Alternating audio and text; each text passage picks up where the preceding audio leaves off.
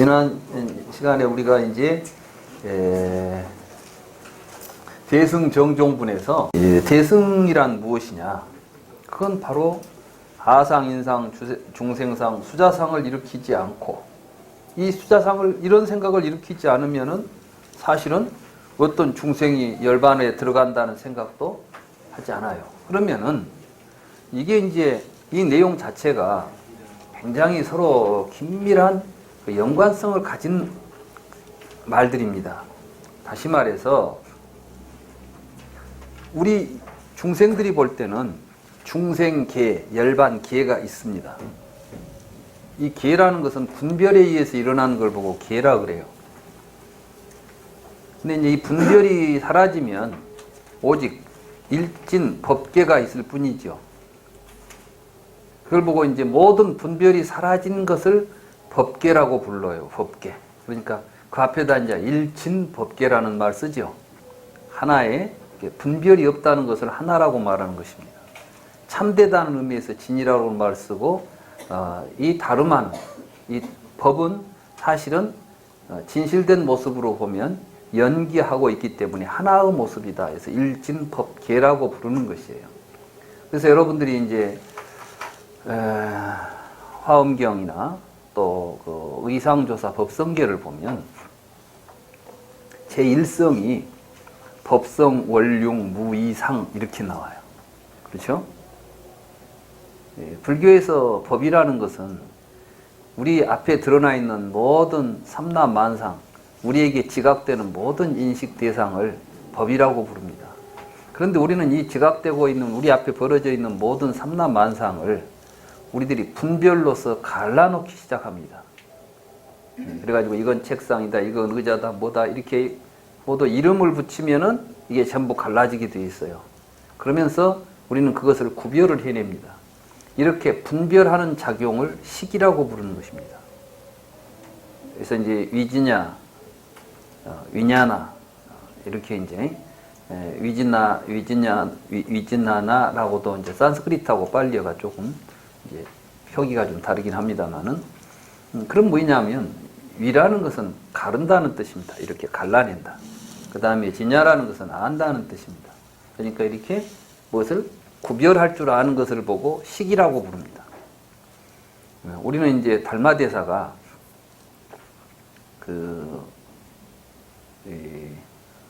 양나라 무제를 만나가지고 마지막에 양나라 무제가 대짐자는 수냐 이렇게 물었죠. 짐을 상대하고 있는 너는 도대체 어떤 놈이냐 이렇게 물으니까 달마대사가 불식 그랬어요. 이 말은 이제 중국말로 하면 모르겠습니다 이런 뜻이지만은 사실은 이 식이라는 말 자체가 분별한다는 뜻이에요. 그러니까 불식 이렇게 말한 데가 굉장히 중요한 의미가 있는 겁니다. 그래서 이걸 이제 벼감록에 제1칙이라고 해서 달마 불식 이렇게 이야기했어요. 이 식은 지금 양무제는 더 누구냐고 했을 때는 벌써 자타가 분열되어서 서로 이렇게 분별심을 일으키고 있으니까 달마대사가 불식 이렇게 이야기한 것은 분별하지 마시오 이런 뜻이에요. 나는 분별하지 않습니다. 그러니까 우리는 분별해서는 안 됩니다. 지금 이게 핵심적으로 지금 이야기가 되는 것이 불교의 핵심은 이런 언어적이고 우리 분별, 관념적인 분별로 세상을 보여서는 안 됩니다. 이게 이제 아주 핵심적인 내용인데 그런 것들에 대한 이해 없이 그냥 달마불시 뭐 붙잡고 앉아있다고 해서 드러나는 것은 없어요. 사실은 화두라는 것은 모르고 깨닫기 위해서 하는 것이 아니라 그 말의 본뜻을 바로 깨달아서 그대로 사는 것을 선이라고 합니다. 요즘 근데 이제 이 선이라는 개념 자체가 화두를 가지고 간화해서 깨달음으로 간다고 생각할 때부터 문제가 발생해요. 다시 말해서 달마불식 화두는 어려운 것이 아닙니다. 달마불식의 도리를 우리가 그 말에서 깨달아야 됩니다. 그래서 언하대오라고 그러죠. 언하대오 할 때 그 대오를 일으키는 말을 화두라고 부르는 것이고 그 화두의 그 말을, 화두라는 건 말이에요. 말. 조사들의 대화. 그 대화 속에서 우리가 크게 깨달음을 얻어야 돼요. 어떻게? 아, 우리는 너다 나다 분별하면서 살아왔는데 너와 나를 분별할 수는 없구나. 분별해서는 안 되는구나 라는 것을 깨달았으면 이제 분별 없이 사는 걸 보고 화두선이라고 합니다. 그러니까 입으로만 말하고 행을 하지 않는 것은 부두선이라고 그러죠. 그런데 만약에 알지 못한다면 부두선을 할 수밖에 없는 것이에요. 뭘 행하겠습니까? 마찬가지로 아무튼 우리는 이제 이 대승 정종분을 통해서 어떤 중생도 열반에 들어간 중생이 없다. 모든 중생들을 열반에 들게 한다. 이런 내용들이 어떻게 서로 연관되어 있는가를 분명하게 알아야 됩니다. 중생들은 분별하기 때문에 중생계와 열반계가 이렇게 나누어져 있습니다. 그러면 이 분별은 어디서 출발하냐 하면은 아상이 있기 때문에 그렇습니다. 그러니까 나라는 생각이 있으니까 나 아니라는 생각도 일어나는 거예요. 그렇겠죠? 그런데 지금 열반은 뭡니까? 열반은 이 분별이 깨진 자리를 열반이라고 부르는 것입니다. 이 세상 사람들이 전부 지금 중생계에서 서로 다투고 사는 게 전부 지금 아상 붙들고 살기 때문에 생긴 일입니다. 그래서 중생이 일체 중생을 열반에 들게 한다고 하는 것은 그 자기 안에 품고 있는 아상을 가지고 분별해서 벌려놓은 세상을 중생계라고 부른다면 그 중생들로 하여금 아상을 없애서 아상 없이 살아가는 삶을 보여주는 것이 열반으로 인도하는 것입니다. 그래서 모든 중생들이 다 같이 아상이 없어 아상 없이 분별하는 마음이 끊어진 자리를 열반이라고 부르는데 그 열반의 자리에 어떤 놈이 들어가겠냐는 겁니다. 말하자면 들어간다는 것은 뭐예요? 들어가는 주체가 있잖아요. 부처님께서는 무아를 이야기하시면서 무아와 공을 이야기했습니다. 이 무아와 공을 이야기했을 때 무아와의 공의 본뜻은 뭐였습니까? 업보는 있으나 작자는 없다는 겁니다. 그러니까 작자 없는 가르침을 폈는데 들어간 놈은 뭐가 되겠습니까? 작자가 되겠죠? 열반이 있어가지고 열반계 누가 들어갔다 그러면 열반계 들어가는 놈이 있다는 이야기가 되죠. 이게 바로 아상, 인상, 중생상, 수자상이 다 그 속에 들어있는 거 아닙니까? 그러니까 그러한 무아의 통철한 깨달음, 다시 말해서 들어간 놈 없다, 작자 없다는 생각을 가지고 보살의 삶을 사는 것이지 그 생각이 일어나는 순간 이미 그 보살도 아니다. 이런 이야기를 지금 하는 거예요. 그러니까 우리가 지금 앞으로 해야 될 불사, 다시 말해서 중생을 모두 열반으로 이끈다 할 때에 우리는 내가 먼저 깨달아 가지고 뒤에 가서 누구를 구제하겠다. 우리 주변에 보면 그런 이야기 있습니다. 먼저 내가 깨달아야 남을 구제할 거 아니냐. 그런 생각을 가지고 하면 벌써 아상이 일어나 버렸죠. 내가 깨달아 가지고 깨닫지 못한 너 깨닫게 해줄게. 이렇게 되면 이게 이제 메시아하고 다를 바가 없습니다. 나는 구세주고 너는 나한테 구원을 받아라. 그러면 어떤 관계가 성립됩니까? 주종관계가 성립돼 가지고 그 주종관계 속에 이제 끼게 되면은 어떤 한 사람은 앞에서 사람을 끌고 가고 뒤에 사람들은 따라다니는 꼴이 됩니다. 그럼 부처님께서 우리들을 지금 끌고 다니는, 우리들은 부처님이 줄줄 끄면 끄는 대로 쫓아다니는 그러한 것이 불교라고 생각하십니까? 그건 아니에요. 그건 우리가 많은 경에서 확인할 수가 있습니다. 부처님이 어떤 말씀을 하시느냐? 파리니바나 수타라고 하는 그 반니원경이라고 그러죠. 파리니바나 수타라고 하는 장함 뒤가 니까야에 보면 열반하시기 직전에 아난다가 이제 지금까지 우리를 지도하고 우리를 앞에서 끌고 가시던 부처님께서 열반하시면은 누가 이 교단을 끌고 갈까요? 하는 취지의 질문을 합니다. 그러니 돌아가시기 전에 한 말씀 해주시죠. 이 한 말씀이 뭐예요? 이제 내가 죽은 뒤에는 누가 내 자리를 차지하라. 후계자를 임명해 주세요. 이렇게 말합니다. 이런 취지로 이야기했겠죠. 그러니까 부처님께서 또 지금 갑자기 무슨 소리냐? 이렇게 말씀을 하셔요. 그러면서 내가 만약에 비구들을 앞에서 끌고 간다고 생각했거나 비구들이 나를 따라온다고 생각했다면 내가 죽기 전에 한마디 할 말이 있겠지. 그러나 나는 비구들을 앞에서 끌고 간다고 생각하지도 않았고 비구들은 나를 쫓아다닌다고 나는 생각한 적도 없다. 그런데 나보고 무슨 이야기를 하라는 것이냐. 나는 이미 그동안 45년 동안 감춘 것 없이 밀교와 현교의 구별 없이 내가 그렇게 번역을 했어요. 근데 감추거나 드러낸 것 없이 오히려 그런 말이 더 많습니다. 근데 제가 왜 일부러 밀교와 현교의 구별 없이 그렇게 했던가? 왜 그런 이야기를 하냐면은 그 뒤에 가면 이건 밀교다. 부처님이 평소에 말씀으로 못 하신 것이 이 속에 들어있다 하면서 뒤에 이제 이상한 불교들이 나타날 때마다 이 밀교를 표방합니다. 그 중에 하나가 선종에서 또 그걸 표방하기 시작했어요. 이건 언제냐면 이제 당대나 송대쯤에 와서 나타난 이야기예요. 이게 삼처전심 같은 겁니다. 정법 안장을 가섭에게 전한다. 경전에는 그런 이야기가 전혀 아무런 어떤 그 단서도 없는 이야기들을 중국 선종이 자기 선종이 진짜 부처님 법을 이어받았다는 것을 강조하기 위해서 조작해냅니다. 그러니까 우리가 옛날 책이라고 해서 다 진실이라고 믿으면 안 되는 것이죠. 지금 우리 선가에 유행되는 여러 가지 말들의 대부분은 중국 선종에서 만들어낸 거짓. 그 거짓도 언제 만드느냐? 초기 선종에서 만든 게 아니라 후기 송나라 때 오게 되면 이때부터 만들어진 전설들입니다. 말하자면 가섭이 여마시중 미소를 그 여마시중 미소는 그야말로 중국식으로 여마시중이지 이게 무슨 인도에는 여마시중이라는 단어 자체가 나온 적도 없습니다. 타자탑점 반분자다.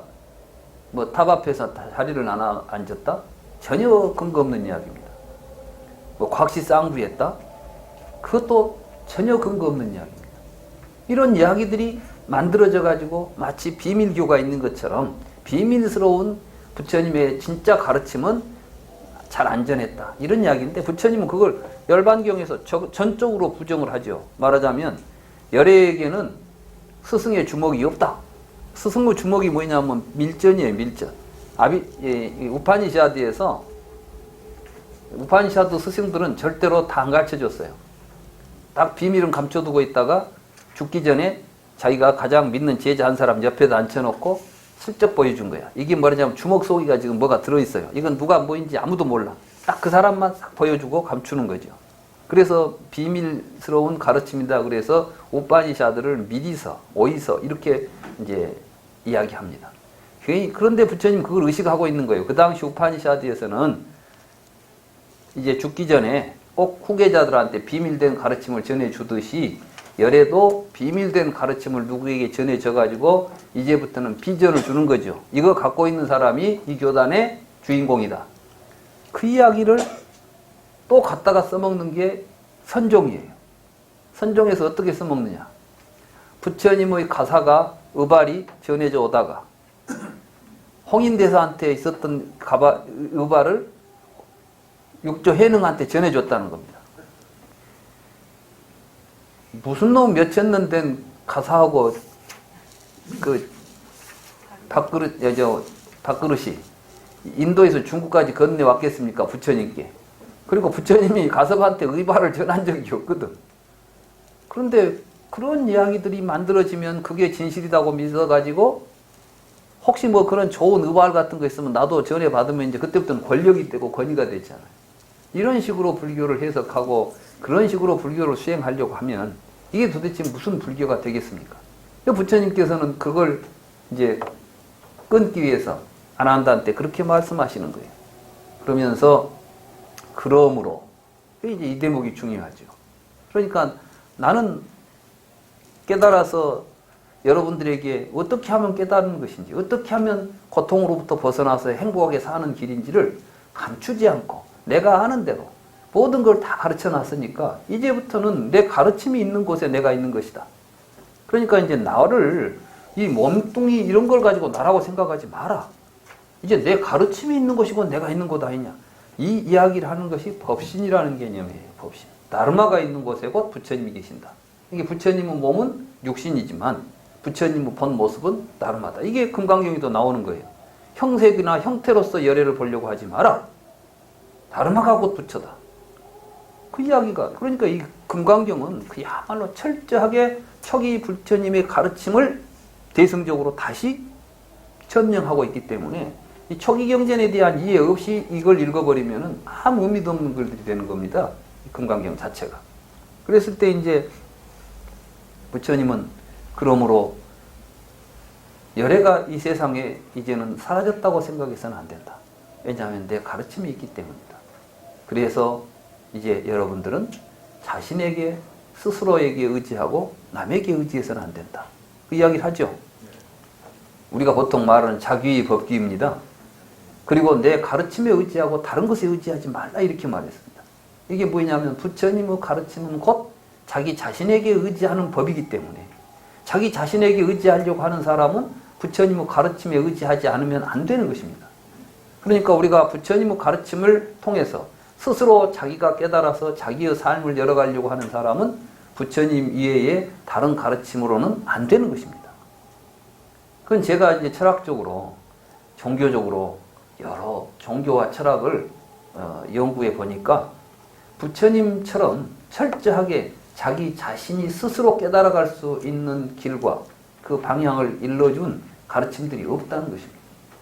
부처님도 그걸 인식하셨기 때문에 그건 부처님의 가르침에 의지하라. 그 다음에 자기 자신에게 의지하라. 여러분들이 어떤 의심이 생기면 다른 사람이 해준 답은 그럴듯해도 또 다른 이론이 들어와 버리면 의심이 생깁니다. 그렇겠죠? 그런데 자기가 스스로 깨달아서 그렇다는 것을 확신하게 돼버리면은 누가 와서 별소리를 해도 변치 않는 확실한 자기 생각이 자리 잡게 되는 것입니다. 불교는 그 자리에서 살아가라고 우리에게 가르치는 것이죠. 그러니까 부처님의 말씀조차도 무조건 믿지 말라고 그랬어요. 네가 스스로 생각해보고 스스로 그렇다라는 확신이 생기기 전까지는 내 말도 믿어서는 안 된다. 그리고 부처님은 믿으라고 이야기하지 않습니다. 들어보라고 그러죠. 들어보고 해보라 그러죠. 그래서 부처님이 하신 말씀이 그렇지 않아요. 와서 보라. 와서 내 이야기를 들어봐라. 그리고 들은 대로 해봐라. 해보면 너도 볼 수 있다. 이게 바로 와서 보라는 의미입니다. 우리 지금 카페 이름이 와서 보라죠. 네. 저도 그래서 이 카페 이제 이 공부를 하면서 제가 강조했던 것은 지금 제 이야기를 여러분들이 무조건 내 이야기니까 믿으세요라고 이야기하고 싶지 않습니다. 여러분들이 스스로 제 이야기를 듣고 여러분 자신을 들여다보십시오. 그리고 자신 속에서 자신의 의지에서 그 답이 그 말씀들이 어떤 의미인가를 스스로 깨달아야 됩니다. 그 과정을 저는 제가 알고 있고 제가 배운 대로 여러분들에게 소개하고 있을 뿐입니다. 그랬을 때에 실제로는 업보만 있을 뿐 작자가 없다. 그렇기 때문에 열반도 중생계 있고 열반계 있어서 중생계에서 열반계로 왔다 갔다 하는 공간의 의미가 있는 것이 아니라 이 중생들이 바로 자기 자신의 마음속에서 아상, 인상, 중생상, 수자상 버리고 자신의 참 모습, 업보는 있으나 작자는 없다는 작자 없음을 바로 깨달으면 어떤 삶이 전개되겠어요? 무아의 삶. 그럼 업보만 있고 작자는 없다는 것은 도대체 무슨 의미겠어요? 많은 사람들이 깨닫고 나서 수행을 많이 해야 부처같이 살 것처럼 생각합니다.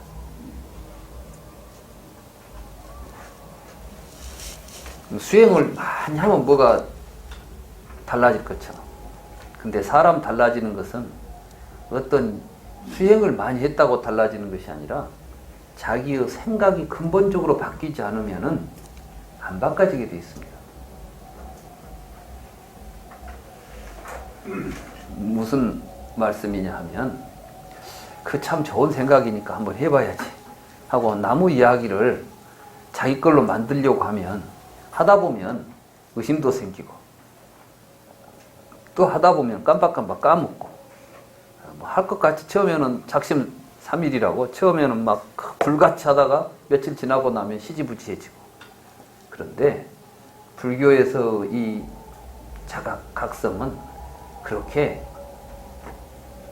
오래오래 닦아갖고 되는 게 아니라 정말 내가 지금까지 이렇게 잘못 살았네, 이게 아니었네라는 각성을 통해서 마음을 일으키게 되면 바로 그 자리에서 다 이루어지는 것입니다. 왜 그러느냐? 이게 바로 업보만 있을 뿐이기 때문에, 작자는 없기 때문에 그렇습니다. 그럼 그 이치를 지금부터 제가 간단히 말씀드릴 테니까 잘 생각하셔야 됩니다. 오늘 사실 이 이야기는 참 하기 어렵습니다. 왜냐하면 자칫 잘못하면 그 지점을 놓쳐버리기 때문에. 근데 그걸 놓쳐버리면 제 이야기는 의미가 없기 때문에 그렇습니다. 여러분이 서 있는 자리는 지금 여기입니다.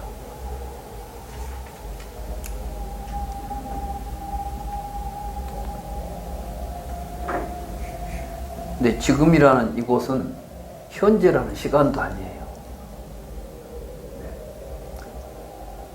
사실은 3세가 다 망상입니다. 과거, 현재, 미래, 이건 실제하지 않아요. 왜 실제하지 않느냐? 과거는 지나간 시간이기 때문에 실제할 수가 없어요. 실제라는 건 지금 여기 있으면 참으로 있는 거 실제죠.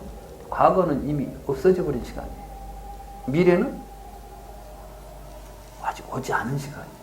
그러면은 현재는 과거와 미래 사이에 있는 시간을 우리가 현재라고 불러요. 그런데 그 현재가 있다고 생각하면은 현재는 간격을 가지고 있어야 돼요. 그래서 오늘 시간이라는 말을 쓰는 겁니다. 시는 간격이 있다고 해서 시간이라는 말을 쓰죠. 근데 시간은 간격을 가지고 있지 않습니다. 그러니까 시간이 간격이 있다고 생각해서 아비달마 불교에서는 그 시간의 가장 짧은 간격, 그러니까 시간의 최소 단위가 있을 거라는 생각을 한 겁니다. 그 최소 단위가 있다고 생각했기 때문에 그걸 찰나라고 불렀던 것입니다. 그래서 찰나라는 것은 아주 짧은 시간인데 그 짧은 시간이 있기 때문에 어떤 존재가 찰나 동안 존재한다면은 찰나 동안에 생겼다가 멸하는 시간이 찰나인 겁니다. 그럼 그 안에가 존재하는 유가 있는 것이죠. 이 유 개념이 무아바 개념이에요. 무아바. 그래서 12연기에 보면 유가 있으니까 생사가 있다 이게 나오죠. 아무리 짧은 시간이라도 유가 있으면은 생사가 있는 거예요. 이 유는 시간으로서 시간적 존속성을 의미하는 거예요. 부처님께서는 무상하다 했을 때 그 무상은 찰나 동안의 짧은 시간이 이어진다는 이야기가 아니라 찰나라고도 확정할 수 없을 만큼 시간의 공성을 이야기한 겁니다. 그래서 무상하기 때문에 공이라는 말이 곧 뒤에 나오는 거예요. 무상과 공은 똑같은 의미로 쓰였던 거예요. 근데 사람들이 그 지점을 이해를 못해요. 그래서 사람들이 오는 무상하고 공이니라 그렇게 보는 것이 정관이니라 말해도 여러분들 생각으로 이해하고 이해했다고 생각하지 실제로 오온이 무상하고 공이라는 사실을 정확하게 깨닫지는 못하고 살아요. 말해도 여러분들이 이해한 정도는 무상 공이라는 개념으로 이해하지 정말 무상과 공이 이 점이구나라고 여러분들의 삶 속에서 여러분들이 스스로 그걸 보고 살지 못한다.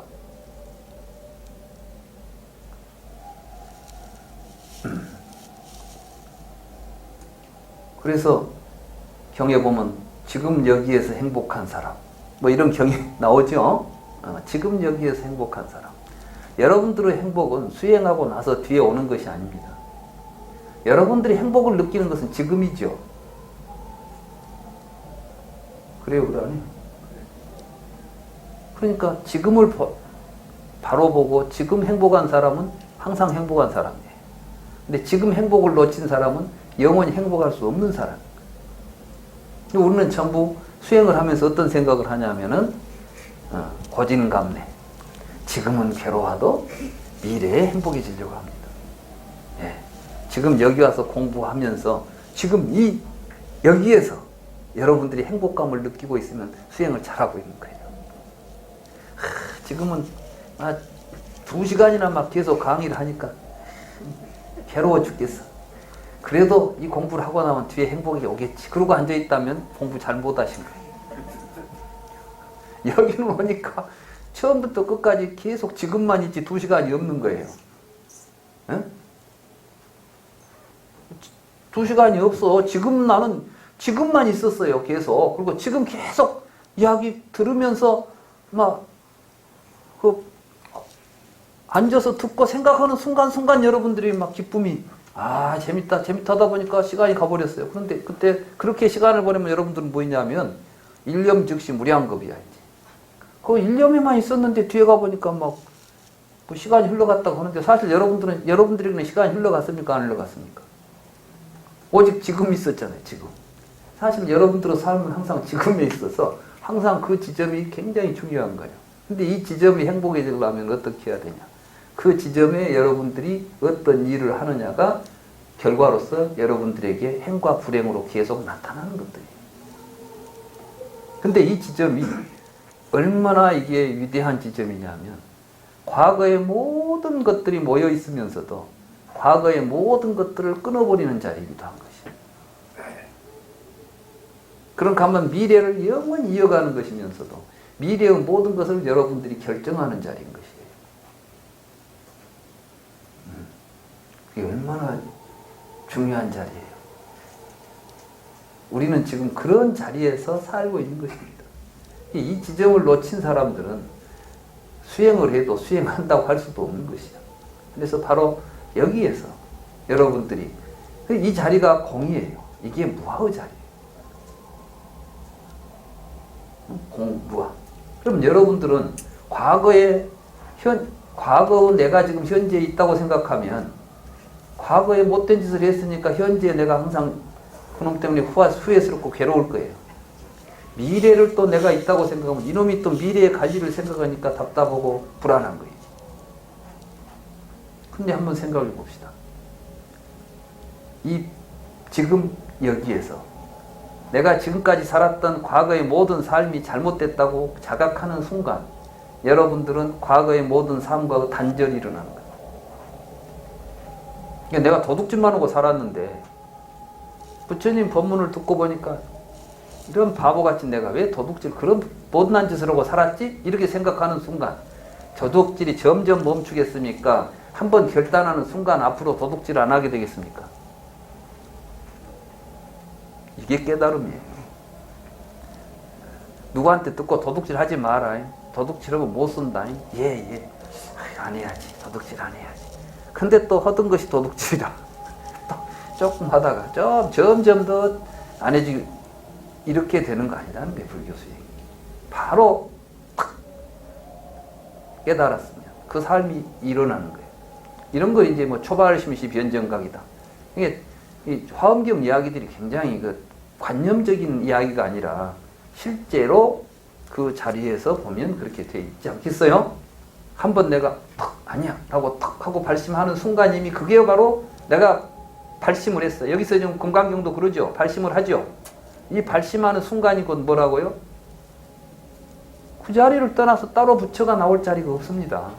그 자리에서 이미 부처가 이루어지고 그 삶을 이루어가면 우리는 그걸 보고 부처라고 부르는 거야. 부처가 될 수가 없어. 우리는 이미 부처니까. 그 순간에 이미 다 부처니까.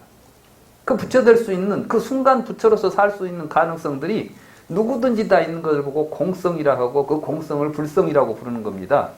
그래서 백급 적집죄가 백급을 쌓아온 모든 죄업도 일념 돈탕진이다. 그 지금 여기에서 일으킨 한 생각에 다 지울 수가 있는.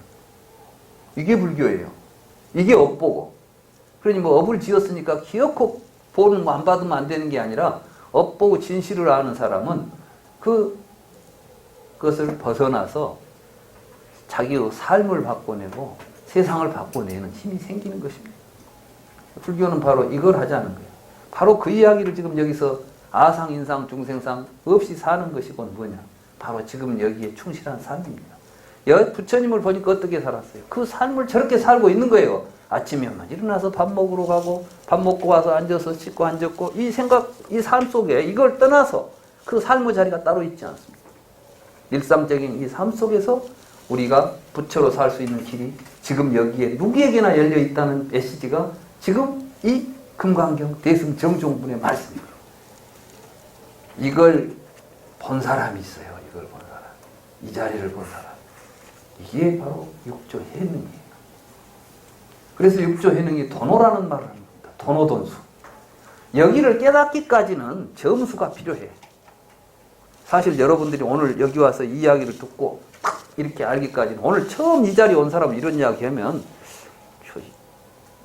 정말 또 못 알아들 소리 할 거예요. 그러나 지금 여러분들을 보니까 눈이 막 떠지는 것 같아. 그죠? 여러분들이 지금 이 이야기를 듣고 하고 뭔가를 오고 있다는 것은 사실은 그동안 여러분들이 점진적인 불교 공부를 했기 때문에 그래요. 그죠? 불교에 대해서 전혀 상식도 없고 공부도 안 한 사람들이 지금 제 이야기를 듣고 뭐가 느낌이 오겠어요? 저 사람 지금 무슨 소리 하는 거야 갑자기? 이런 이야기 할 거 아니에요. 그래서 이제 그 부분을 여기 보면 육조 해능의 도노돈수라는 부분이 있죠. 네, 뭐 여러 가지 이야기가 있지만 이걸 다 읽고 있으면 시간이 너무 많이 걸려서 이제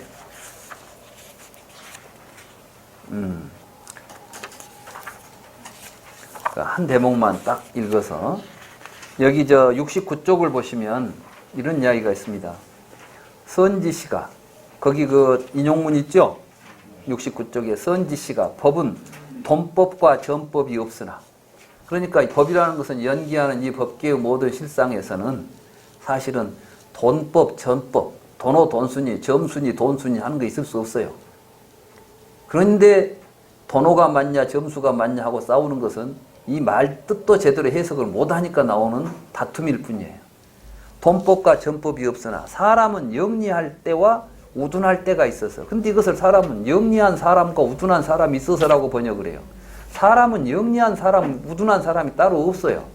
깨닫지 못할 때는 우둔할 때예요.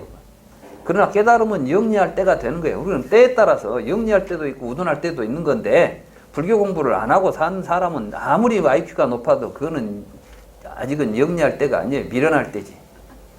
근데 불교를 공부해서 이제 영리할 때와 우둔할 때가 있어서, 미혹할 때는, 그러니까 미련스럽게 뭘 잘 모르고 있을 때는 점진적으로 노력하여 개합해 가지만, 이렇게 해보고 저렇게 해보고 노력을 통해서 뭔가 진실에 가까워지려는 노력을 해 가게 되겠지만, 깨달은 사람은 돈수한다. 그러니까 말하자면 깨닫고 나서는, 진짜 깨달아버리면은 정말 자기가 그렇다는 것이 자기 자신에게 확실한 깨달음으로 와버린 사람이 이제 점점 도둑질해서는 안 되겠다고 확실히 깨달은 사람이, 야, 10번 하던 도둑질 오늘은 9번 하고 다음에는 8번 하다가 마지막에 도둑질 안 하겠다, 이런 삶이 안 나온다는 거예요. 이해가 되십니까? 이런 이야기를 놓고 무슨 돈오점수, 전오점수 갖고 싸울 필요가 뭐가 있어요? 말장난이라니까. 돈점 논쟁 자체가 돈오돈수에 대한 이해가 없기 때문에 돈오 전수는 안 되니 뭐 그러면서 이제 자꾸 차별심을 내는 거예요. 말하자면 점수를 주장한 것은 미련한 놈들이고, 여기 이제 이 이야기가 그렇게 돼 있잖아요. 근데 이게 미련한 사람이 아니라 미련할 때가 있고 영리할 때가 있다, 이렇게 말했지, 사람이 미련하고 사람이 이게 근기에 따라서 근기가 하근기들은 점수하고 상근기들은 돈수한다, 말도 안 되는 이야기예요. 왜냐하면은 부처님의 가르침을 듣고 이해하고 알았다 할지라도 알기 때문에 개합하려고 노력할 때는 아직은 깨달을 때가 깨달은 때가 아닌 것이죠. 그러나 깨달으면 돈수한다. 돈수한다는 것은 돈수라는 말에 주의해야 돼요. 돈수는 뭐냐면은, 돈호한 다음에 돈수는 수행의 성격을 이야기하는 거예요. 이게 돈호해버렸으니까 수행할 것 없다가 아니라, 돈호했으면 그 돈호한 삶을 가지고 산다는 거예요. 돈호한 그 삶을 실천하는 걸 돈수라고 말하는 겁니다. 무아라는 사실을 깨달았으면 이제 무아로 사는 것을 보고 돈수라고 그럽니다. 점수라는 것은 부처님이 무아 하니까 할 때마다 이게 아상이 일어나니까 아상이 안 일으키도록 하고 나라가 없다는 생각으로 해보자 이런 건 점수가 되겠지만은, 정말 보니까 나라는 놈이 있지도 않은 내가 지금까지 나라는 생각 속에 빠져 있었구나, 이걸 정확하게 깨달은 사람이 2번 다시 아상이 일어나겠습니까? 그렇게 사는 삶을 보고 돈수라고 한다. 그러니까 돈수라고 해서 수행할 것이 없다는 이야기를 하는 게 아니라, 부처님도 우리 겉으로 보면은 부처님도 똑같이 살았죠. 깨닫기 전에는 깨닫기 위해서 얼마나 많은 노력을 했습니까? 그러나 깨닫고 나서도 삶의 모양은 달라졌습니까? 같습니까? 얻어먹고 돌아다니면 똑같다니까. 그렇지만 그 속에는 뭐가 달라요? 예전에는 모르는 상태에서 살았지만 이제 알고 사는 거예요. 그러니까 불교 공부를 통해서 뭐 특별히 되려고 하지 마십시오. 될 것 없다는 것이 무소득이에요. 그러니까 반야심경에서 보면은 무소득고로. 그런데 자꾸 우리는 불교 공부하면서 뭐 되려고 하거든. 그러니까 어떤 사람들은 또 그래요. 불교 공부 해가지고 자기가 좀 뭐 나면 이제 아는 소리고 이제 자기가 뭔 남보다 뭔 더 아는 것처럼 막 내세우려고 하고 자기를 주장하려고 하고 내 말이 맞다고 하고 너는 몰라 내가 알아 이렇게 이런 생각을 일으키니까 이제 그렇게 되면은 불교 공부는 하지 말라는 것을 하고 있는 꼴이 되는 거예요. 그래서 이제 이 금강경이 그런 점에서 굉장히 중요한 메시지를 우리에게 주었고 바로 육조 해능선사께서 그런 점을 정확하게 잘 파악했다. 저는 이제 금강경 읽고 육조단경을 제가 자주 읽었어요. 저는 고등학교 때부터 육조단경 공부를 했어요.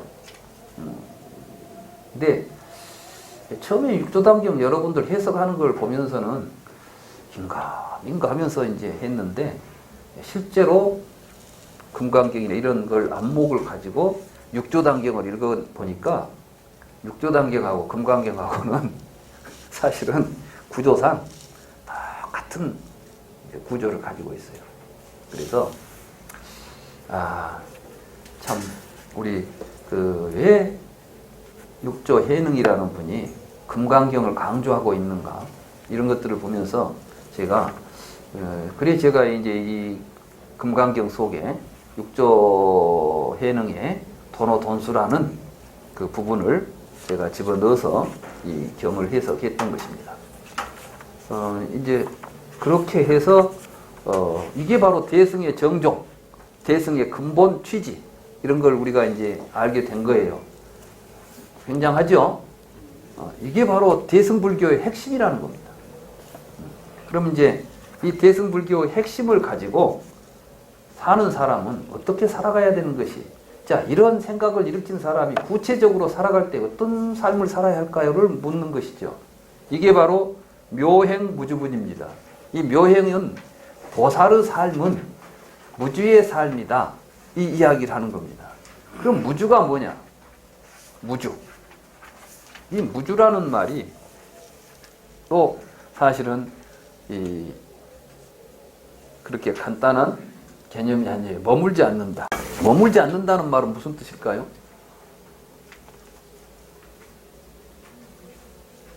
이 무주의 법문도 사실은 니까야와 아함경, 초기경전의 부처님께서 주에 대한 이야기를 하면서 머물지 않아야 된다는 가르침을 수없이 말씀하고 계세요. 그 부분이 지금 금강경에서 강조되는 것입니다. 식주 증장설이라는 게 있습니다. 식이. 자기의 식이라는 것은 어떻게 아까 분별 이야기했죠? 분별이 있으니까 자타가 분별되고 모든 게 분별이 일어난다고 해서 분별 버리는 것이 뭐라고 그랬죠? 보살의 길이라고 그랬지 않습니까? 그럼 분별을 버리면서 분별이 일어나지 않도록 살아가야 되겠죠? 분별은 어떻게 일어나느냐? 여러분들의 욕심이 대상에 머물면 분별이 발생하는 것입니다. 예를 들어 볼까요? 이게 뭐죠? 컵이에요. 왜 이게 컵이죠? 컵이니까. 이건 이제 분별의 뿌리를 모르고 하는 소리예요. 그냥 분별된 것을 있다고 해버리지. 이게 중생들이에요. 그리고 여러분들이 이게 계속 컵으로 보일 거예요. 왜? 여러분들은 물 마실 때 이거 차려. 그러니까 이 컵은 여러분들의 물을 먹고 싶은 욕구, 다시 말해서 여기다가 물을 따라서 먹고 싶은 욕구를 충족시켜주면 그 대상을 컵이라고 부르는 거예요. 그러니까 이 컵은 여러분들의 욕구가 머물러서 이루어진 것이에요. 근데 어떤 사람은 이걸 가지고 대박으로 써요. 이거 한 홉쯤 되니까. 이거 한 홉, 두 홉. 이렇게. 그럼 이거는 뭡니까? 대박이에요. 그죠? 왜 갑자기 컵이 대박이 돼버렸지? 컵이 변해서 대박이 됐습니까? 여러분들의 욕구가 변하니까 대박이 됐습니까? 여러분들의 욕구가 머물면 그것이 그렇게 되는 거예요. 그러면서 이것이 대상화됨과 동시에 그것을 욕구하고 그것을 대박이라고 분별하고 그것을 컵이라고 분별하는 내가 또 속에 하나 만들어지는 거예요. 아상이. 그러니까 나와 바깥 세계의 존재들은 항상 이렇게 짝으로 같이 만들어져요. 그러니까 바깥 세상이 없어져 버리면 여러분도 없어지는 거예요. 여러분들 의식 속에서 여러분들에게 대상이 전부 사라져서 아무 대상도 의식 속에 나타나지 않으면 여러분의 자신도 나타나지 않아요. 그 얘가 꿈도 꾸지 않고 잠을 잘 때 내가 있어요, 없어요? 어디 있었던 것 같아요? 잠자고 있었다고 그래, 그때. 내가 잠자고 있었대. 없어졌는데 내가 있다는 거야. 그런데 어떤 조건이 돼서 깨어나서 의식이 일어나가지고 대상이 보이기 시작하면 그때 내가 깨어났다고 말해요. 그러니까 사실은 우리 의식이라는 것은 반드시 대상과 더불어 있어요. 이해가 됩니까? 대상 없으면 의식도 없는 거예요. 그러니까 사실은 이렇게 연기하고 있는 구조 속에 있는 것이고 그 의식이 일어날 때 대상만 주어지는 게 아닙니다. 여러분들이 생명체로서 의식이 발현될 수 있는 신체적 구조를 건강하게 유지할 때 또 발생하죠. 여러분들이 막 심하게 아파가지고 혼미 상태에 빠져 있으면 또 그때 나라는 것이 일어납니까? 안 일어납니까? 없겠죠. 우리가 지금 나라고 하는 것이 있는 것처럼 그렇게 보이지만 잘 분석해 보면 이렇게 어떤 인연이 있으면 나타났다. 인연이 사라지면 사라지고 있어요. 그리고 또 한 모습으로 있는 것도 아니에요. 아까는 이것을 컵으로 봤다고, 이제는 대박으로 봤다고. 이런 걸 보고 무상하게 있다. 연기하고 있다. 그것을 공이다. 이렇게 부르는 겁니다. 그런데 그것을 실체다 있다. 아까 아상, 인상, 중생상, 수자상을 가지고 보니까 이제 그놈을 붙잡고 앉아서 마음에 드네 안 드네 있네 없네 하고 다투고 싸우고 사는 거예요. 그러니까 무아와 공의 도리라는 것이 허무주의로 가자는 게 아니라 정말 나는 어떻게 살고 있는가를 있는 그대로 여실하게 보자는 겁니다. 그리고 이걸 여실하게 알고 보는 사람은 그 속에서 생사의 고통이나 이런 허망한 망상에서 일어나는 모든 괴로움들이 있을 수 없다. 다 사라진다. 이렇게 말할 수 있는 것이죠. 그래서 이제 보살은 어떻게 살아가느냐 할 때 머물지 말라. 이 머문다는 것은 지각 대상에 머무는 겁니다. 그런데 우리는 살아가면서 보살이 이제 중생을 제도하는 과정에서 행하는 여러 가지 보살의 행들이 육바라밀 행위고 그 가운데 이제 핵심적인 것이 이제 출발점이 보시죠. 그래서 보시, 지계, 인욕, 정증, 선정, 지혜의 삶을 살아라. 이런 삶을 살아가면서 보살이 또 무엇에 머물러 버리면 안에 뭐가 일어나겠습니까? 아상, 인상, 중생상, 수자상이 일어나겠죠. 근데 앞에 뭐라고 그랬어요? 아상, 인상, 중생상, 수자상을 일으키는 것은 보살이 아니다. 이렇게 말했죠. 그랬으니까 이제 그 다음 이야기는 수보리여. 그러므로 이렇게 나오잖아요.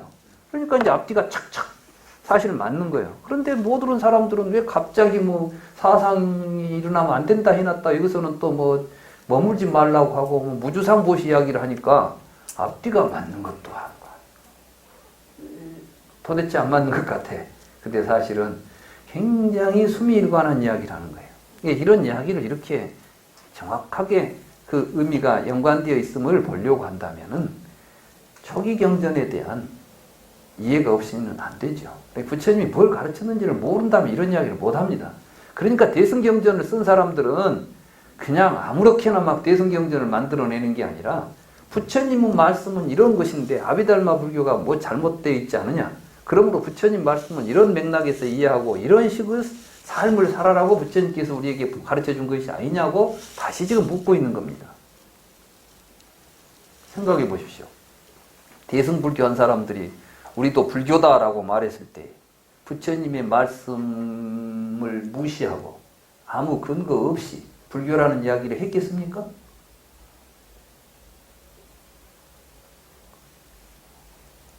자기 생각이 옳고 아비달마 불교가 불교라고 생각했다면 불교를 비판하면서 다른 종교를 만들었겠죠. 안 그렇습니까? 아니, 전혀 부처님하고 다른 생각을 가지고 있는 사람이 이것이 세상을 구원하는 진정한 원리다라고 이야기한다면 부처님을 비판하고 나와야 되겠습니까? 부처님을 업고 나와야 되겠습니까? 부처님을 비판해야 되잖아요. 그런데 이 사람들은 뭘 하겠어요? 이게 진짜 부처님 가르침이야라고 지금 부처님을 업고 나온단 말이죠. 그럼 불교를 이해도 못한 사람이 이게 불교라고 이야기할 수 있겠습니까? 할 필요가 있겠습니까? 그래서 사실은 우리가 지금 불교를 공부할 때는 초기 근본 경전을 토대로 해서 공부를 해야 되는 것입니다. 그래서 저희들이 이 금강경 공부하기 전에 저는 이제 니까야 공부를 했잖아요. 디가 니까야도 했고 마지마 니까야도 했고, 사실은 쌍미단 니까야 이거 다 하고 나서 하려고 했어요, 이 공부를. 그런데 어떤 인연에 또 금강경 강의를 하는 기회가 생겼고, 또 보니까 세상 사람들이 니까야 한다 하면 별로 재미를 못 느껴요. 그래도 지금 이 금강경 한다니까 많이 오신 거예요, 지금. 지난번에 니까야 할 때는 이렇게 많이 안 오시더라고. 역시 우리나라 사람들은 금강경을 좋아하시는 것 같아. 그래서 그래, 그러면 금강경부터 해가지고 또 니까야로 한번 또 들어가 보자. 다시 말해서 우리가 이제 이 금강경을 공부하다 보면 니까야 공부해야 될 필요성을 더 간절히 느낄 수 있겠죠. 그럴 때 니까야를 보여줘야지. 니까야를 왜 공부해야 돼? 우리는 대승인데 이런 사람한테 니까야 하면 그거 소승원인데 내가 못 들어가? 이런 생각할 거 아니에요. 그래서 이제 조금 작전을 바꾼 거죠. 그렇다. 이번에는 차라리 금강경을 한번 보여주자. 금강경 속에 이런 게 있다는 걸 보여주자. 이렇게 해서 강의가 지금 된 거예요. 사실 저는 목표가 그렇습니다. 니까야 공부도 하고 나면 그 다음에는 대승경전들 다 니까야로 읽을 생각을 해요. 화엄경도 읽을 것이고 유식도 읽을 것이고 뭐 섭대성론 같은 유식론서, 중론, 지금 중론은 불광사에서 지금 하고 있죠. 중론도 니까야로 읽을 것이고 기신론도 중론 니까야로 읽을 것이고 대승의 모든 경론을 저는 니까야로 충분히 정말 어떤 누구보다도 확실하고 분명하고 알기 쉽게 읽어낼 자신이 있습니다.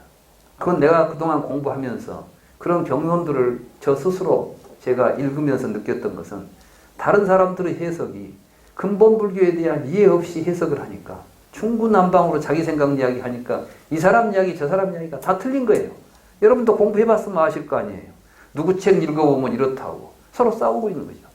그러나 부처님의 가르침의 근거에서 보게 되면 싸울 필요가 없습니다. 왜? 명쾌해지니까. 그래서 저는 이제 이 공부를 하시는 여러분들이 이런 과정을 다 마친 다음에는 정말 부처님의 가르침과 그 가르침이 역사적으로 어떻게 전승되고 사회적으로 역할을 했는가를 이해한 다음에 이걸 가지고 아까 우리 수보리가 물었던 자, 보살의 길을 함께 우리가 가야 되겠다. 이 불교 공부하는 목적이 거기에 있어요. 저는 사실 그렇잖아요. 저라는 사람이 혼자만 강의하고 돌아다니면 뭐가 되겠어요? 제가 언제까지 일할 것 같아요? 저도 이제 65이에요. 제가 가만히 생각해보니까 언제 나이 먹은지 모르게 65이더라고요. 그럼 내가 삶을 얼마나 더 살겠어요? 가만히 생각해보니까 사람은 영원히 살 것처럼 생각하지만 사실은 자기 나이를 탁 집어넣고 나면 이제 산 날보다 죽을 날이 가깝다. 이런 생각이 들잖아요. 그러니까 이때는 어떤 일을 우리가 하고 살아야 할까? 사는 데까지 내가 할 일이 있을 거 아니에요. 우리가 해야 할 일들이 있는 것이고. 그래서 저는 이제 그런 생각을 하면서 바쁜 생각도 좀 들어요.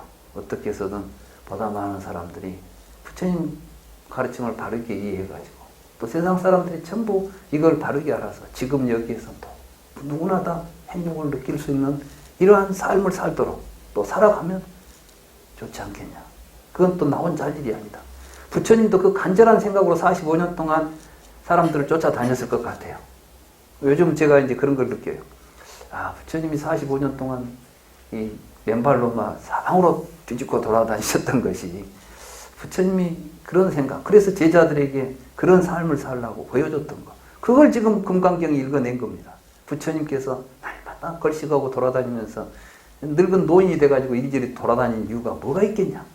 지금 이렇게 물었고, 그 물음에 대해서 우리가 부처님처럼 사는 삶을 살아가기 위해서는 어떤 마음을 가지고 살아야 되겠느냐? 이걸 지금 다시 묻고 거기에 대한 답으로 머물지 않는 보시를 행해야 한다.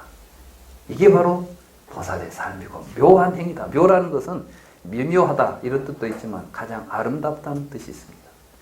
그러죠? 묘령의 여인이다. 뭐 묘라는 것은 참으로 형언할 수 없이 아름답고 고운 것을 또 묘라고 합니다. 그래서 여기서 묘는 비묘하다 이렇게 설명할 수도 있겠지만 저는 그냥 아름다운 삶은 머물지 않는 삶이다. 이런 이야기로 제가 해석을 하고 싶어요. 멋지죠? 그러니까 여러분도 멋진 삶을 사세요. 묘행. 그럼 묘행 부주운. 자, 한번 읽어볼까요? 수보리여. 그러므로 이제 보살은 지각대상에 머물러 보시를 행해서는 안 됩니다. 형상에 머물러 보시를 행해서는 안 되며 소리, 냄새, 맛, 촉감, 지각, 대상에 머물러 보시를 행해서는 안 됩니다. 수보리여, 보살은 실로 이와 같이 모습에 대한 관념에 머물지 않는 보시를 행해야 합니다. 왜냐하면 머물지 않고 보시를 행하는 사람은 그 복덩어리가 헤아릴 수 없기 때문입니다. 수보리여, 그대는 어떻게 생각하나요? 동방의 허공을 헤아릴 수 있을까요? 헤아릴 수 없습니다. 세조지시여. 수보리여, 남방, 서방, 북방, 사유, 상하의 허공을 헤아릴 수 있을까요? 헤아릴 수 없습니다. 세조지시여. 수보리여, 머물지 않고 보시를 행하는 보살의 복덩어리도 이와 같이 헤아릴 수가 없답니다. 수보리여, 보살승으로 함께 나아가는 사람은 실로 이와 같이 모습에 대한 관념에 머물지 않는 보시를 행해야 합니다. 제가 여기서 이제 색이라는 말을 모습이라고 했어요. 이게 뭐냐 하면 사실은 이제 예를 들어서 색을 이야기했지만 색 이야기하면은 안이비설시는 색성향 미촉법 이 전체를 아울러서 안과 색을 대표로 이야기합니다. 그러면 부처님께서는 끊임없이 12처 법문을 설하셨어요. 경에 보면 12처 많이 나오죠. 안과 색을 전하여 안식이 생긴다. 뭐 안이비설신의 색성명 미촉법 나오잖아요. 많은 사람들이 그걸 뭐라고 해석하냐 그러면 눈, 코, 귀, 혀 이렇게 해석하고 말아요. 그러니 반야심경 읽다가 누구 안이비설신의 그러면 이 뭐 불교 공부하다가 공돌이 깨치면 눈도 사라져버리고 코도 사라져버린다고? 그럼 뭐 하자는 거야? 이건 뭐 귀신 그렇죠. 뭐 눈도 없고 귀도 없는 것들이 돌아다니면 귀신이지 이게 사람입니까? 그럼 이건 뭐 이거 되자는 겁니까? 그러고 이제 심오하다고 말해. 아, 뭐 공 속에는 눈도 없고 귀도 없고 코도 없고 뭐 모르면 심오하다 하는 거예요. 모르면. 근데 이때 머물지 않으면 분별이 사라지는 거예요. 그러니까 사실은 이 무안이비설신에는 이때 눈은 얼굴에 박혀있는 눈을 의미하는 게 아니라 보는 놈을 의미합니다. 근데 우리는 항상 보면서 보는 놈이 있고 밖에는 보이는 놈이 있다. 내 관심이 거기에 머무는 순간 나와 보이는 놈이 둘이 대립하게 돼 있어요. 그 구조 속에서 이제 그 놈을 내가 탁 보게 되면 여기에 이게 있어요. 근데 이걸 보시를 해야 되겠다는데 이게 벌써 그 생각을 가지고 딱 보시면 야 이건 너무 좋아 이거. 저 애한테 주기는 좀 그래. 이거 말고 좀 더 싼 걸로 다른 거 하나 해줄까? 뭐 이런 생각이 일어나죠. 그럼 벌써 이제 이 생각이 일어나기 시작하면은 속에서 분별이 일어나서 그러는데 어떤 사람이 지금 이걸 필요로 해요. 근데 저 사람이 필요한 생각. 아 그래. 저 애는 이게 참 필요해. 얼른 좀 갖다 줘요. 이때는 여기에 머물지 않는 거예요. 지금. 그렇게 주는 거예요. 그럼 그 사람이 필요한 때 주는 거야. 이 줄 때 그 사람에게는 내가 너한테 이걸 줬다는 생각보다 필요한 사람이 쓰도록 해주는 거예요. 이 세상의 모든 것은 주인이 없습니다. 지금 재벌들이 쌓아놓고 있는 돈 그 지 거 아니에요. 그 은행에 놀고 있을 뿐이지. 지 것은 지가 쓰다 죽은 것만 지 것이야. 그래요, 그러네요. 아니 지금 뭐 회장님 병원에 계시는데 그 많은 돈이 무슨 필요가 있어? 아무 의미도 없잖아. 사람들은 그런데 그걸 몰라요. 너무나 눈에 보이는 뻔한 사실을 그걸 이해를 못 하더라고. 그리고 그것은 사실은 그게 돌아다니면은 엄청 좋은 세상이 돼. 말하자면 지금 쌓아놓고 있는 돈 풀어놓으면 지금 대한민국의 모든 문제, 그 중에 10분의 1만 풀어버려도 해결될 일이 수도 없어요. 그렇습니까? 그렇습니까? 누구 집에 막 몇 조씩 있대. 그리고 이제 그 집에는 날마다 이자 들어오는 것이 몇 천억씩이 들어오는데 계산이 잘 안 된대, 그냥. 얼마 들어온지도 모르고 산대요. 근데 그렇게 살면 못해. 뭐 하고 있는 게 지금? 그 사람은 지금 잘 살고 있는 거예요? 죄 짓고 있는 거예요? 천하에 못될 죄인들이에요. 근데 우리는 그런 사람이 부러웠다. 이게 무지몽매한 거예요. 무지몽매한 거. 이게 바로 머물지 않는 삶을 모르기 때문에 일어나냐. 이해가 돼요? 그걸 간단히 이해하고 그렇게 살자고. 이거 가지고 무슨 이론을 만들어 봐야 복잡하기만 하고 알아봤자 쓸모도 없는 것들이에요. 사실 금강경에서는 그렇게 말하는 거예요. 야, 네 거기다가 네 생각이 머물지 말라는 거예요. 그러니까 여러분들이 무슨 행동을 할 때 딱 일어나면 행해야 돼. 그러고 나면 절대 후회가 없어. 실제로 그래요. 나도 해보니까 남한테 뭐 잘해주고 나면 뒤에 가서 전혀 후회가 없어. 베풀고 나면 후회가 없는데 욕심 챙기고 나면 그때는 부모한테 뒤에 가면 쿠리쿠리하게 돼 있어. 그래요, 그래 안 해요? 맞잖아. 그러니까 행복하게 살려면 이렇게 살아라, 이렇게야. 부처님 우리한테 희생을 요구하지 않아요. 부처님은 행복하게 살라는 이야기를 했지. 네가 희생하라는 이야기를 하잖아. 왜냐하면 희생할 놈도 없고 희생을 당할 놈도 없으니까 이게. 본래 무하고 살면 그런 거예요. 그러니까 이게 얼마나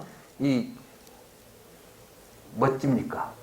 이 묘행이라니까 이게 멋진 삶이라니까. 이렇게 살라는 거예요. 그러니까 뭘 가지고 있어도 그건 내 것이다 이런 생각 가지고 사는 게 아니라 지금은 내가 이거 가지고 있지만 필요한데 어디 없나? 이러면 이제 여러분들이 뭘 가지고 있으면 혹시 이게 여러분한테 필요 없는 건 다른 사람한테 혹시 필요한 것이 없나고 두리번거리면서 사세요. 그래야지 자꾸 필요도 없는 걸 자꾸 지 것으로 붙잡고 잡고 있으려고 하면 사실은 고달픈 일이야. 그러니까 재벌들이 행복한 것 같은데 난 참 관상은 못 보지만은 재벌들이 포토라인에 서 있는 모습을 보면 행복한 모습이 아니야. 굉장히 그냥 어째 시커멓고 그냥 뭔가 좀 고민이 많은 것 같아. 그래서 내가 그랬지. 고민이 많기는 하겠다. 솔직히 나는 뭐 돈도 가진 것도 없는데 그것도 뭐 돈이 돈 생각을 하면 머리가 아프더라고 우리는. 근데 그 많은 돈을 그 관리하고 뭐하고 생각하고 이 돈이 이제 어디로 빠져나가니 원해가니 그것만 생각하고 있으려면 이게 보통 머리 아플 일이 아니구나. 그래서 이제 근데 사람들이 참 어리석구나. 무엇이 행복인지 불행인지를 분간을 못하는구나. 그래서 사실은 우리 자본주의 문제를 해결하려면 지금처럼 노동자와 사용자가 서로 대립을 하면 안 됩니다. 왜 안 되냐 하면은 그건 전부 욕심 때문에 대립하거든. 그게 저는 누구 편도 사실 아니에요. 왜냐하면 노동자는 물론 노동자는 그 많은 대가를 받아야 돼요. 노동의 대가를 충분히 받아야 됩니다. 그건 우리 사회에서 필요한 부분이에요. 근데 그것이 안 되고 있는 사회니까 부도덕한 사회고 부정의한 사회인 것이고 그걸 위해서 지금 저기 떠드는 거예요. 나도 저도 나가서 떠들었습니다. 저도 나가서 횃불도 들고 왜냐하면은 이래서 안 되니까 이건 정말 가장 심각한 현실이 문제가 됐기 때문에 했습니다. 그렇지만 그걸로 끝난다고는 생각하지 않았기 때문에 또 여기에 앉아 있는 거예요. 그걸로 끝나지 않는다고 생각한 것은 사실은 그렇다고 해서 재벌은 타도의 대상이 아닙니다. 그럼 뭐냐? 재벌은 교화의 대상이에요. 그래서 재벌한테 당신 행복하십니까? 그 돈 가지고 왜 불행하게 사십니까? 그걸 가지고 정말 행복하게 살 수 있는 길이 있습니다. 우리는 이걸 알려줘야 됩니다. 부처님이 그걸 하고 다니실 분이에요. 그러니까 저는 부처님을 보면 너무나 재미있는 것이 노동자들을 만나서, 그때는 노동자라는 개념이 없었겠지만 가장 가난하고 하찮은 사람을 만나서도 부처님은 절대 그들을 외면하지 않고 그들과 함께합니다. 우리가 보리왕자 경에 보면 나오잖아요. 부처님께서 이제 궁전을, 보리왕자라는 왕자가 궁전을 어마무시하게 경복궁같이 멋진 궁전을 탁 지어놓고는 거기에 이제 인도는 이렇게 그 석조 건물이기 때문에 이렇게 층이 있잖아요. 계단을 탁 놓고 높은 자리에다가 카펫을 쫙, 하얀 카펫을 쫙 깔아놓고 이제 첫 발을 부처님이 이제 딛고 올라가시라고. 그리고 저 위에 올라가서 좀 축원을 해달라고 부처님을 초대합니다. 그래가지고 와서 부처님 올라가시죠. 그러니까 부처님이 가다가 카페트 앞에서 서버렸어요. 3번을 청해도 부처님이 올라가지 않습니다. 그러니까 아난다를 향해서 부처님이 슥 뒤돌아봅니다. 네가 좀 이야기해라. 내가 차마 뭔 이야기 못하겠다, 이런 표현이죠. 그러니까 아난다가 얼른 눈치를 채고, 왕자여, 뭡니까? 용단을 거두십시오. 열애는 용단을 밟지 않습니다. 사실 저는 그 말을 들으면서 사실 그 부분을 읽고 번역하면서 눈물을 흘렸어요. 사람들은 누구나 레드카펫을 받고 싶어 하고 그러죠. 그거 하자고 평생 사는데 부처님은 다른 사람이 최고의 예우를 통해서 가장 높은 자리에 모시려고 할 때 부처님은 그 자리를 거부하고 있는 겁니다. 그때 아난다가 이렇게 이야기하죠. 여인은 가장 낮은 곳을 바라봅니다. 이게 부처님의 삶 속에 가장 마음에 두고 있는 부분은 어때요? 정말 지금 고통받고 있는 사람들, 낮은 곳에 있는 사람들이 부처님은 항상 그곳을 향해 있는데 화려한 이 카펫을 받고 올라가서 거기서 막 왕들과 어울리는 이런 호사스러운 생활을 부처님이 원하는 것이 아니에요. 당신한테 온 것도 그 호사스러운 대접받으러 온 것이 아닙니다. 이 이야기를 메시지를 전하는 거예요. 그리고 열애의 뜻을 알았으면 당신도 왕자로서 이제 열애처럼 낮은 곳을 바라보시오. 이런 의미가 함축되어 있는 거 아니에요. 지금 열애한테 탁 그 자리를 보고 아난다를 통해서 그걸 전달하지 않습니까? 왜? 카펫을 치우니까 그때 열애께서 비로소 궁전에 올라갑니다. 그 자리는 이제 높은 자리가 아닙니다. 이미 부처님이 서 있는 곳은 항상 가장 낮은 곳이 되어 있는 것입니다. 참 경을 읽으면서 어쩌면 그렇게 그런 부분들을 경에서 잘 표현해냈을까? 나는 이 경을 그렇게 전승해서 그 부분을 표현해내신 분들에게도 정말 경의를 표하고 싶습니다. 그리고 부처님은 또 부자들, 이런 사람들을 외면하지 않고 그들이 다가오면 언제든지 맞이했습니다. 그러나 중요한 것은 부처님이 먼저 그들을 찾아가지 않았다는 것입니다. 경전을 보십시오. 부처님이 왕이 있으니까 왕한테 한번 가서 왕을 만나고, 부자가 있으니까 부자를 만나고, 이런 일을 하지 않습니다. 왜 그랬을까요? 근데 찾아오면 절대로 외면하지 않습니다. 똑같이 맞이합니다. 그래서 이제 왕들이 부처님에게 부처님은 왕을 교화하고 부자를 교화해서 그 당시 이제 극고독정자 같은 사람이 부처님에게 교화를 받고 부처님에게 전 재산을 헌납하지 않습니까? 그리고 그걸 가지고 화려하진 않죠. 크고 수행하기 좋은 기수극고독원이라고 하는 절을 부처님에게 드리지 않습니까? 그러나 부처님은 거기에 머물지 않지 않습니까? 부처님은 또 때가 되면 바루를 들고 길거리로 나서고 있어요. 이게 무주입니다. 지금 머물지 않는 삶을 살아야 된다. 이론을 여러 가지로 따지는 것보다 우리는 이런 것 속에서 부처님의 삶을 느끼고 우리는 어떻게 살아야 할 것인가를 배워가는 것. 이게 불교 공부다. 저는 이렇게 생각을 합니다. 그래서 이 부분을 이 제목 달아놓은 걸 보십시오. 묘행무지문이다. 아름다운 삶은 머물지 않, 이걸 딱 우리가 현대적으로 번역한다면 머물지 않는 삶이 아름답다. 다 이렇게 번역할 수 있는 거예요. 그러니까 이 번역도 묘행은 무주다 뭐 이렇게 번역한 것은 번역도 아니고, 이걸 제대로 딱 아는 사람이 번역할 때는 머물지 않는 삶이 아름답다. 이렇게 이제 표제를 접가는 거예요.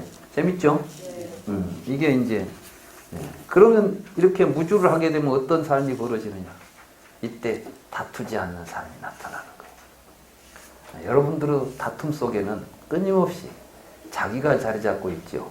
그래서는 무주를 통해서 아상이 일어나지 않는다 그랬죠? 아상이 일어나지 않으면 어떤 삶이 벌어집니까? 서로 다투지 않는 삶이 벌어집니다. 그럼 부처님께서 우리에게 보여주고자 한 세상은 어떤 세상일까요? 네, 사실 다투지 않는 세상입니다. 지금 우리 다투고 있죠? 네, 이거 종식시키는 게 불교입니다. 그러니까 지금 이 시대에 가장 필요한 게 불교입니다. 지금 누가 대통령이 돼봐도 별로 나는 기대하지도 않아요. 조금 좋아질지는 모르지만 그렇다고 세상이 확 바뀌나. 이게 변화가 되려면 뭐가 돼야 되느냐. 많은 사람들이 이 무주의 삶을 살면서 무아를 실천하여 서로 같이 함께 사는 길을 알아야 됩니다. 그래서 사실은 우리 불자들의 이 시대적 그 역할이 중요한 겁니다. 그런데 이 불교가 역할을 제대로 못하면 되겠습니까? 부처님께서는 당신은 뭘 가르치냐고 묻는 사람에게 부처님께서 나는 누구와도 다투지 않고 사는 법을 가르칩니다. 그 누구와도 다투지 않고 사는 법이 무엇입니까? 이게 바로 머물지 않는 삶입니다. 머물지 않는다는 것은 여러분들이 보는 삶 속에서 어떤 지각 대상에 여러분들의 탐욕이 머물지 않는 것을 의미합니다. 모든 것. 그래서 이제 부처님은 탐진치를 제거하라 이렇게 말씀하신 거예요. 탐진치 제거하라는 말씀이 이 말과 전혀 무관한 것이 아닙니다. 그래서 이제 결국은 탐진치를 없애는 삶이 곧 무주의 삶이다 이렇게 볼 수가 있는 것이고, 이러한 입장에서 우리는 일체 중생의 행복을 위해서 아낌없이 우리가 할 수 있는 모든 행동을 베풀고 바라미를 행해가는 것, 이게 이제 대승보살이 이야기했던 보살의 길인 것이죠. 그 보살의 길 가운데 여기서는 보시를 예로 들어서 머물지 않는 보시를 행하라 이렇게 말했던 것입니다.